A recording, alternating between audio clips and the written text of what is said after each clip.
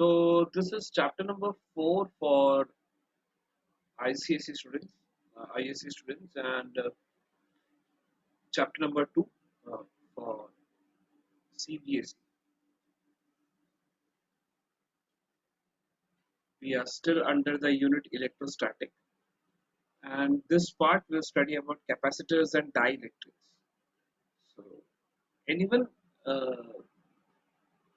who's heard about capacitors or seen capacitor around them?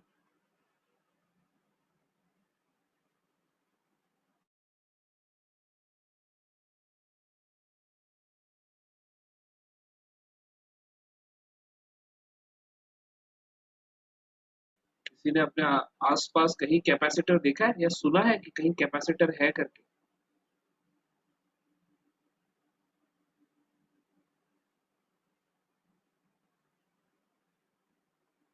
ये word पहली बार सुन रहे हो? Am I audible? Yes, sir. Okay. अच्छा, आप में से कितने लोगों के रूम में अभी ट्यूबलाइट चल रहा है?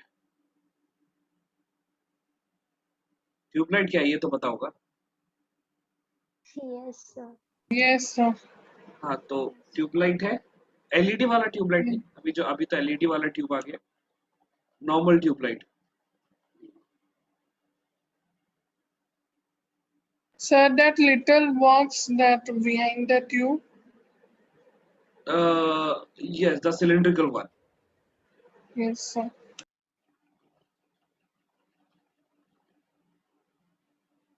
सानिया को छोड़ के किसी ने ट्यूबलाइट तो देखा होगा?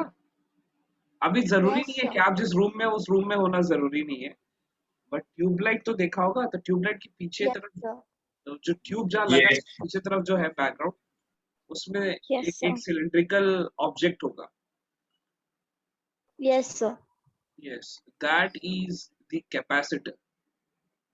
वो क्यों होता है, खैर किसी ने तो आज तक उसको देख के रिकॉग्नाइज नहीं किया, तो क्यों होता है ये थोड़ा सा ऑकवर्ड क्वेश्चन हो जाएगा। So let us see this thing with some other topic. Let us say we have a conductor like this. ये एक कंडक्टर है, ठीक है, और इसमें मैंने Q अमाउंट ऑफ चार्ज दिया इसको। तो ये Q अमाउंट ऑफ चार्ज कहाँ पे सेटल होगा इस कंडक्टर के, किस पॉइंट पे जाके रुकेगा, या कहाँ कहाँ मिलेगा, कहाँ रहेगा? Sir, पूरे body पर. एग्जैक्टली पूरे बॉडी पे वो इक्वली डिस्ट्रीब्यूट हो जाएगा, Yes, sir. है ना। तो ये चार्ज डिस्ट्रीब्यूट हो जाएगा और पूरे बॉडी पे इक्वल हो जाएगा। अब मैं सिंस ये चार्ज बॉडी पे पूरा डिस्ट्रीब्यूट हो गया, तो मैं अब इसको और क्यू अमाउंट ऑफ चार्ज देते जा रहा हूँ। अब हर एक बॉडी का एक सैचुरेशन लेवल होता है। सैचुरेशन वर्ड से क्या मतलब है? Would you understand my terms? Capacity, sir, Yes. maximum. Maximum capacity to store something or to adhere a change. तो हर एक ऑब्जेक्ट का एक लिमिट होता है, उससे ज्यादा वो रख नहीं पाएगा। तो इस कंडक्टर का भी ऐसा एक लिमिट आएगा जहां जिससे आगे ये चार्ज नहीं रख पाएगा। मैं जो बोल Yes, रहा हूँ sir. समझ में आ रही है बात? Yes, sir. Yes, sir. Yes, sir. तो मान लो मैं कुछ देर तक चार्ज दे रहा था और एक लिमिट के बाद ये भर गया, अब ये और चार्ज ले नहीं सकता, ठीक है। अब सिंस ये और चार्ज ले नहीं सकता, तो अगर मैं और चार्ज दूंगा इसको, तो क्या होगा, वो चार्ज तभी इस बॉडी पे रहेगा जब उतना ही चार्ज कहीं और निकल जाएगा, है ना। Yes, sir. So unless and until वो चार्ज को मैंने निकलने का जुगाड़ नहीं बनाया, यहाँ पे और चार्ज नहीं आ सकता। तो in that condition what I do is I take one more conductor and place it at a distance, a small distance. तो क्या होगा, यहां से चार्ज अब इस कंडक्टर की तरफ ट्रैवल करने की कोशिश करेगा। By which method? बीच में हवा है, तो अगर charge, Induction. Yes, method is called charging by induction. ये चार्जिंग बाय इंडक्शन को छोड़ के दूसरा मेथड होता कौन सा है? Friction. फ्रिक्शन और Conduction. कंडक्शन। तो ये तीनों मेथड को मैं क्लियर कर देता हूँ। एक्चुअली आप लोग क्लास 8 में पढ़े होंगे इस बारे में, बट स्टिल सबसे पहले चार्जिंग बाय फ्रिक्शन। आप किसी चीज को, एक बॉडी को दूसरे बॉडी के ऊपर रब करते हैं, तो अगर चार्जेस ट्रांसफर होते हैं तो उसको चार्जिंग बाय फ्रिक्शन बोलते हैं। फॉर एग्जांपल जो हम बचपन में बहुत यूजुअली खेलते टाइम करते हैं, आप अपने सर पे एक स्केल को रब करते हो हेयर पे, एंड छोटे छोटे पेपर्स के पास उसको लेके आते हो तो वो पेपर अट्रैक्ट होता है। सो जो स्केल को आपने अपने हेयर पे रब किया, तो उस टाइम पे जो चार्जेस डेवलप हुआ, जो चार्ज ट्रैवल हो रहा है, that is charging by friction, that method. या फिर कभी बैलून को आप अपने सर पे रब करने के बाद दीवार की तरफ लेके जाओगे तो दीवार पे चिपका रहेगा थोड़ा देर, so that is charging by friction. दूसरा है चार्जिंग बाय कंडक्शन, मतलब एक कंडक्टिंग बॉडी के थ्रू एक पाथ दे दो। अब एक बॉडी से दूसरे बॉडी में जाने के लिए मैं अगर एक वायर लगा के दे दिया, तो कंडक्टिंग बॉडी के थ्रू वो ट्रैवल कर देता है चार्ज, तो that is called charging by conduction. But यहाँ पे क्या हो रहा है, हमने पाथ नहीं दिया और ना ही हम रब कर रहे कुछ। यहाँ पे चार्ज एक बॉडी से दूसरे बॉडी की तरफ कूद के जा रहा है। This process is called charging by induction. अब चार्जिंग बाय इंडक्शन में एक खास बात है, वो चार्ज का नेचर को क्या कुछ हो जाता है। क्या होता है?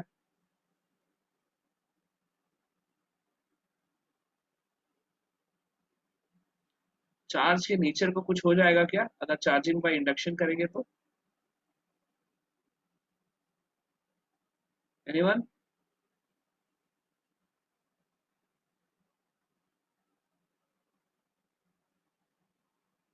M I Audible?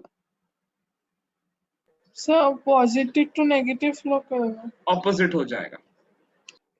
पॉजिटिव होगा तो नेगेटिव चार्ज आ जाएगा, नेगेटिव होगा तो पॉजिटिव आ जाएगा। मेरा बोलने का मतलब ये है कि पहले मैंने ये बॉडी को चार्ज दिया, मान लो इस बॉडी को पॉजिटिव चार्ज दिया, तो ये बॉडी पे पूरा पूरा पॉजिटिव चार्ज हर जगह डेवलप हो गया, है ना। वो तो डिस्ट्रीब्यूट कर रहा था पूरे बॉडी पे इक्वली। एक लिमिट के बाद ये चार्ज लेना बंद कर दिया। अब जैसे ही मैंने दूसरा बॉडी इंट्रोड्यूस किया, तो इंडक्शन हो रहा है, तो क्या होगा, ये बॉडी पे फ्रंट वाले साइड में नेगेटिव साइड चार्ज है। बट हमें पता है कि हर बॉडी अपने आप को इक्विलिब्रियम में रखने को कोशिश करती है, तो इसका दूसरा वाला साइड क्या होगा, उतना ही पॉजिटिव होने की कोशिश करेगा। इस प्रोसेस के कारण क्या हो रहा है, ये चार्जेस इधर ट्रैवल हो रहे हैं, तो यहाँ पे जगह खाली होते जा रहा है, जिसके कारण क्या होगा, ये बॉडी और चार्जेस लेने के लिए कैपेबल हो जाएगा। तो ये पूरे प्रोसेस में क्या मैं बोल सकता हूँ ये दोनों पैरेलल कंडक्टर्स चार्जेस स्टोर करने का काम कर रहे हैं? Yes, sir. Yes, sir. Such a system is called capacitor, that's it. यही कैपेसिटर होता है। तो a device which can store charges is called capacitor. अब ये चार्ज स्टोर करने से फायदा क्या होगा? Sir, electricity flow करेगा. इलेक्ट्रिक पोटेंशियल मेंटेन करने के काम आएगा। जस्ट इमेजिन कि आप साइकिल चला रहे हो। अब साइकिल चला रहे हो तो आप जितना पैडल मारोगे, जितना तेज पैडल मारोगे उतना तेज साइकिल चलेगा। बट चलाते चलाते कहीं ढलान आ गया, ढलान समझ रहे हो, स्लैंट रोड आ गया नीचे की तरफ, तो कुछ फायदा या घाटा?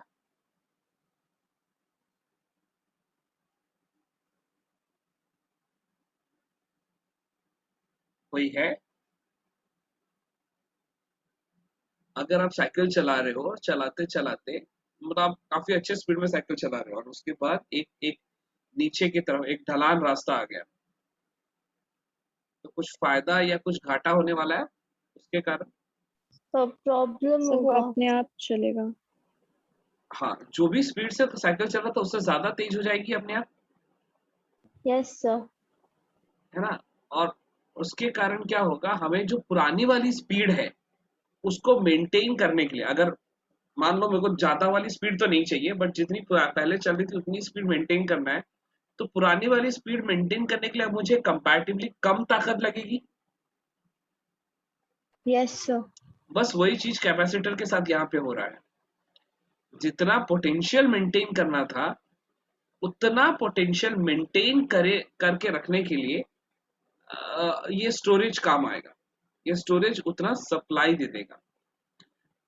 अगर आपके घर अभी भी पुराना वाला वो ट्यूबलाइट है, तो आप अगर उसमें से कैपेसिटर वाला जो पार्ट है, कैपेसिटर आपको ऐसे दिख रहा होगा, सामने तरफ ऐसा दो टोक निकला रहता है, एंड ऐसे एक cylindrical object, usually grey colour का या ऑफ वाइट कलर का हो, ठीक है। This will be a metal part. तो अगर आप ये चलता हुआ ट्यूबलाइट से अगर ये कैपेसिटर को निकाल दोगे तो भी आपका ट्यूबलाइट जलता रहेगा। मैं फिर से बोल रहा हूँ, अगर ट्यूबलाइट जल रहा है और आपने ये इसको निकालने का तरीका क्या है, जैसे आप बल्ब को निकालते हैं, जैसे it's a very rare chance कि आजकल के बच्चों ने ये सब करके देखा होगा, बट स्टिल अगर आप बल्ब को लगाना या निकालना चाहते हैं तो you have to turn it. तो आप सेम उसी बेसिस में इसको भी आप टर्न करके बाहर की तरफ खींचोगे तो ये निकल जाएगा, ठीक है। थोड़ा सा दबाओ, टर्न करो और निकाल दो। तो जलता हुआ ट्यूबलाइट पे अगर आप कैपेसिटर निकाल दो तो भी वो जलेगा, और तब तक जलेगा जब तक वोल्टेज में कोई फ्लक्चुएशन नहीं आता या फिर आपने स्विच बंद नहीं किया। एक बार आपने स्विच बंद कर दिया, उसके बाद आप वापस स्विच चालू करके देखो, आपका ट्यूबलाइट नहीं चल रहा होगा, और वो तब तक नहीं चलेगा जब तक आप कैपेसिटर वापस नहीं लगा, क्योंकि कैपेसिटर उस जो बीच का जो स्लॉट है उसकी ब्रिज बनने का काम करता है। तो जहां पे कैपेसिटर लगा है ना, वहां तक कंडक्टिंग वायर्स है, और ये सेकेंड एंड से कंडक्टिंग वायर है। तो ये दोनों एंड के बीच में करंट ट्रैवल नहीं करेगा, ब्लंट एंड हो जाता है। तो जब कैपेसिटर लगा रहता है तो वो पहले जो कंडक्टिंग प्लेट है वहां पे चार्जेस को फिल कर देता है जितनी उसकी कैपेसिटी है, फिर उसके अगले वाले में ऑपोजिट चार्ज को मेंटेन करता है, फिर यहाँ फिर उसका ऑपोजिट होता है, और फिर चार्ज यहाँ से आगे ट्रैवल होने लगता है।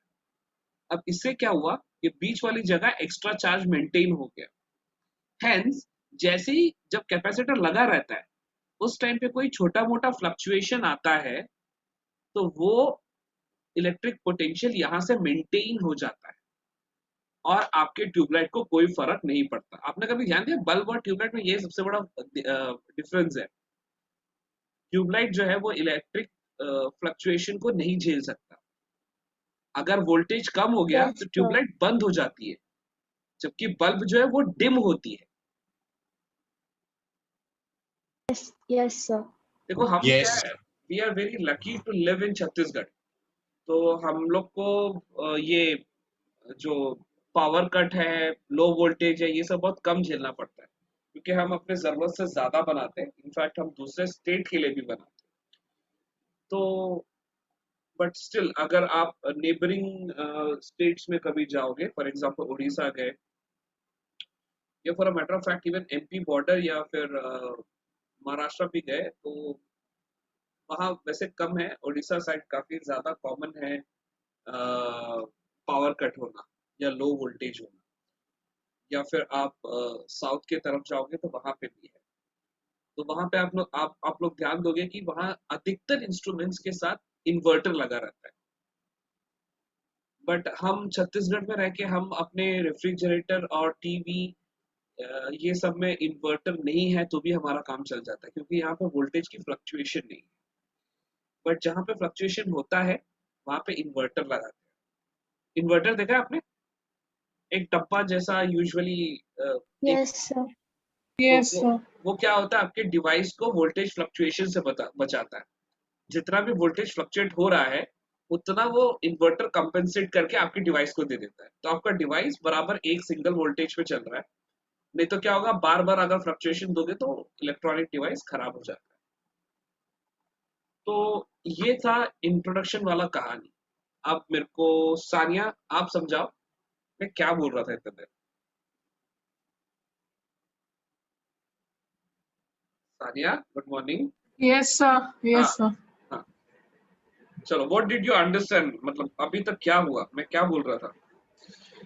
So, like capacitors बता रहे थे कि it's a device which stores the extra charge and maintains the electric potential. Actually extra charge नहीं बोल सकते सानिया, क्योंकि ये तो उस सर्किट में जुड़ा रहेगा जहां पे भी है ना। मतलब अगर Yes, sir. जिस जगह पे आपने कैपेसिटर रखना है ना, वो जगह अगर आप हटा दो कैपेसिटर को तो सर्किट ब्रेक हो जाता है, the charges will not move. तो इट स्टोर्स चार्जेस, ठीक है, to maintain the electric potential in the circuit. ठीक है। माही, मैंने इस Yes, sir. प्रोसेस में क्या क्या यूज किया to make a capacitor, what do I need.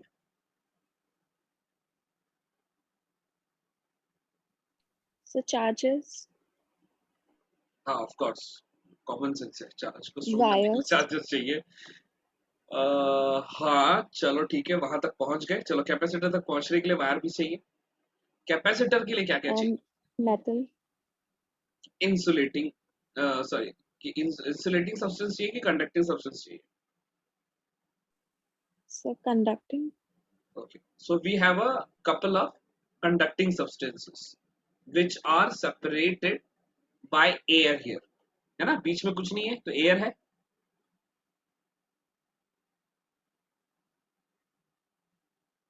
ठीक। अब एक और कंडीशन बना, ये वापस मैं कैपेसिटर के पैरेलल प्लेट्स बना दिया। एक साइड मैंने पॉजिटिव रखा, तो ये पूरा पूरा प्लेट, हमेशा ध्यान देना पहला वाला प्लेट पूरी तरीके से पॉजिटिव रहता है, दोनों एंड। तो ये वाला प्लेट नेगेटिव है। अब मैंने ये वाले एंड से इसको अर्थ कर दिया, तो क्या यहाँ पे चार्ज होगा तानिया। so वो चार्ज ट्रांसफर हो जाएगा किधर। इलेक्ट्रॉन्स अर्थ में। तो अर्थ का पोटेंशियल क्या है, मतलब प्लेट से हायर है, प्लेट से लोअर है, क्या है। लोअर एग्जैक्टली लोअर, तभी तो चार्ज ट्रैवल हो गया। है। यस बट सर, क्या लिमिट होगी अर्थ की। इनफाइनाइट। Exactly infinite. वैसे गेस मारी, बट सही था। मैंने गैस मतलब ऐसा गैस थी, थोड़ा श्योर था बट पूरा श्योर नहीं था। चलो ठीक है, थोड़ा श्योर था पूरा श्योर नहीं था, बट आंसर राइट है। सो is the picture, is the basic picture of capacitor clear, Rafia. Yes sir. चलो, तो अब सेकेंड पार्ट पढ़ते हैं डाई इलेक्ट्रिक्स के बारे में। अब होता क्या है कि ये हमने कैपेसिटर के पैरेलल प्लेट लगा दिए और बीच में एयर था, बट हम कई बार ऐसे मटेरियल्स यूज करते हैं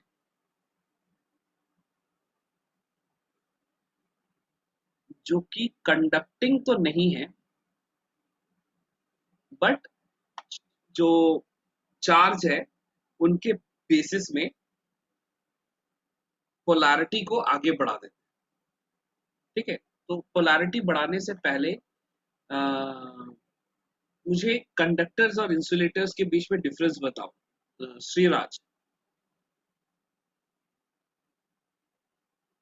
इलेक्ट्रॉन्स के चार्ज बेसिस में कंडक्टर्स हाँ, इलेक्ट्रॉन्स एंड के बेसिस में मुझे कंडक्टर्स और इंसुलेटर्स में डिफरेंस बताओ।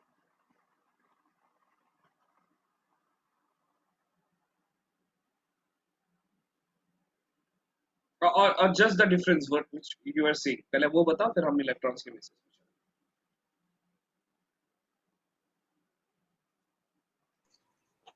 सर कंडक्टर्स में electric charge can easily flow, और डाइलेक्ट्रिक्स और इंसुलेटर्स में electric charge can not flow. अच्छा, you already know about dielectrics, चलो बढ़िया। तो सर दूसरा नाम है ना इंसुलेटर। सॉरी, दूसरा नाम, लेकिन से सर नॉट ऑल डाइलेक्ट्रिक्स, मतलब सारे इंसुलेटर्स डाइलेक्ट्रिक्स नहीं होते, ठीक है। All the dielectrics are insulators, but सारे इंसुलेटर्स डाइलेक्ट्रिक्स नहीं है। तो हम मतलब पर्यायवाची नहीं बोल सकते उसको। तो ऐसे कैपेसिटर्स के लिए भी है क्या कि कैपेसिटर्स के लिए क्या? लाइक कि सारे कैपेसिटर्स कंडक्टर्स है बट सारे कंडक्टर्स कैपेसिटर्स नहीं है? बिल्कुल बोल सकते हैं। Okay sir. तो जो वैसे श्रीराज ने काफी हद तक क्लियर कर दी चीजों को। डाइलेक्ट्रिक्स का नेचर इंसुलेटर्स की जैसा है। तो ये हो ऐसा रहा है कि जब हमारे पास कंडक्टर्स होते हैं, तो जो जैसे जिन बॉडीज को हम कंडक्टर्स बोल रहे हैं, जो मेटल्स या दूसरा किसी ऑब्जेक्ट को आप अगर कंडक्टर बोल रहे हो, तो उसके आउटर शेल में फ्री इलेक्ट्रॉन्स होंगे। फ्री इलेक्ट्रॉन्स होने के कारण जब उसको एनर्जी मिलती है तो वो इलेक्ट्रॉन एक तरफ से दूसरी तरफ भाग रहा है। एंड सिंस इलेक्ट्रॉन ट्रैवल कर रहा है मतलब चार्ज ट्रैवल कर रहा है, and hence you have electricity. ये बात तो क्लियर है ना सबको? Yes sir. Yes. तो, तो उसके कारण क्या होता है कि एक पर्टिकुलर डायरेक्शन में इलेक्ट्रॉन्स ट्रैवल कर रहे होते हैं। अब वैसे ही इंसुलेटर्स जो होते हैं वो सेटिस्फाइड क्या बोलते हैं एलिमेंट्स है, मान लो उनके आउटर शेल में वेकेंट स्पेसेस भी नहीं है और ना ही एक्स्ट्रा इलेक्ट्रॉन्स है। तो एनर्जी देने पे ऐसे थोड़े से एनर्जी में अपनी जगह छोड़ के भागने वाला इलेक्ट्रॉन नहीं है उनके पास। Hence they will not conduct electricity. But कुछ इंसुलेटर्स ऐसे होते हैं जो एनर्जी के आने पे अपना डायरेक्शन एक पर्टिकुलर तरफ इंडिकेट कर सकते हैं। फॉर एग्जाम्पल, ये बना के दिखाना मेरे लिए थोड़ा सा मुश्किल हो सकता है।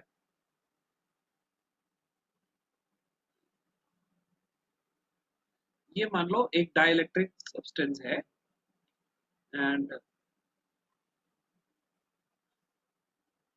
पहले इसमें प्लस माइनस कहीं भी था,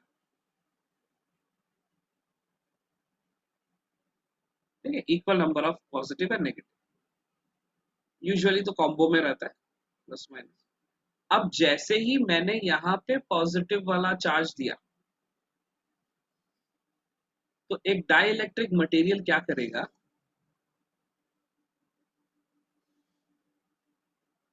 वो अपने नेगेटिव चार्जेस को इस साइड भेज देगा। अब नेगेटिव इधर भेजा तो इसका ये नेगेटिव का पॉजिटिव इस साइड आ गया,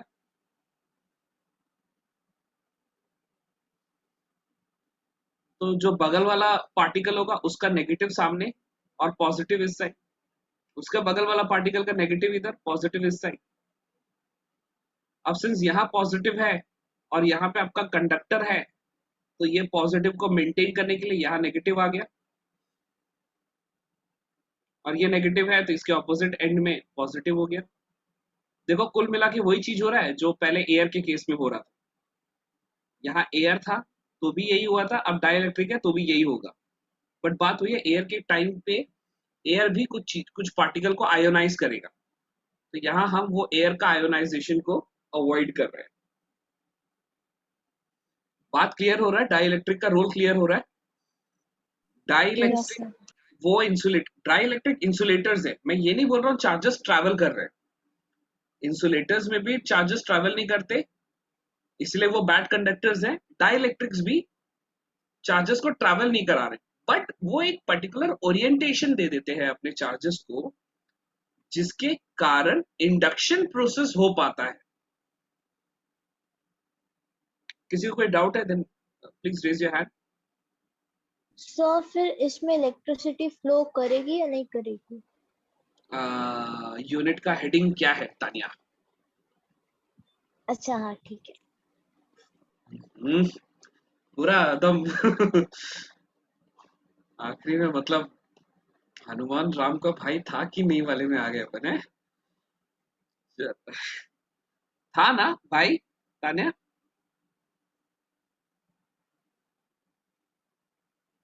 तान्या भाग गई। Okay, so any doubt anyone? नहीं।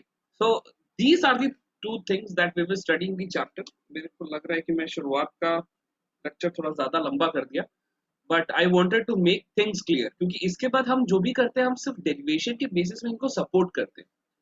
तो I wanted to make this picture clear कि हम किस चीजों को देख रहे हैं। तो कोई डाउट है तो अभी पूछो, इसके बाद हम इसके डेफिनेशंस और थियरी पे आगे बढ़ेंगे। अब if it is clear then raise your hand. ये मेरे लिए ज्यादा अच्छा है कंफर्म करने के लिए। So moving forward,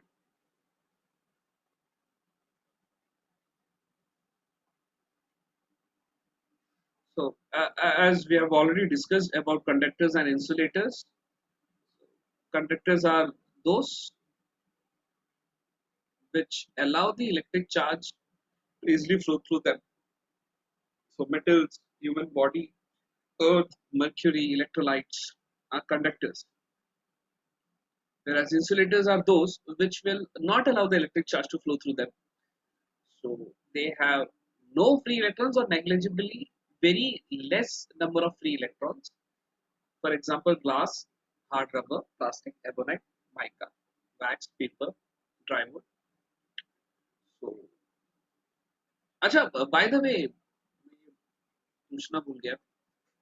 What are semiconductors? Actually, we have a whole unit about that. Conductors, insulators, पढ़ते time So semiconductors. they exhibit properties of both conductors and insulators. No, नाम से ऐसा लगता है, but ऐसा नहीं है. नेचर So पे they start the conduction at a certain temperature. Yes. So usually, or at the normal temperature, they behave like insulators, but after attaining a certain amount of heat or after a certain amount of temperature, they start behaving like conductors. So जब मैं श्रीराज आपकी बात को मना इसलिए किया क्योंकि जब वो इंसुलेटर होते हैं तो वो कंडक्टर की बिहेवियर नहीं शो करते, और जब कंडक्टर yes, होते हैं तो इंसुलेटर की बिहेवियर शो नहीं करते. ठीक है? तो those are semiconductors, and that is a very important unit that we will study on the later stage of class 12. Okay, so similarly, as we have just discussed about dielectrics as well, so dielectrics are again the substances which cannot conduct electricity, and when an electric field is applied across a dielectric, the charges are induced on the surface of the dielectric. So we can say that dielectrics transmit electric effect, but they do not conduct electricity. Charges travel नहीं होते dielectrics के through, but behavior को आगे बढ़ाता है. ठीक है, nature को आगे बढ़ा सकता है, but charges को travel नहीं कराता. So this was the basic uh, introduction and the definition. Now we will start with the first topic, that is capacitance.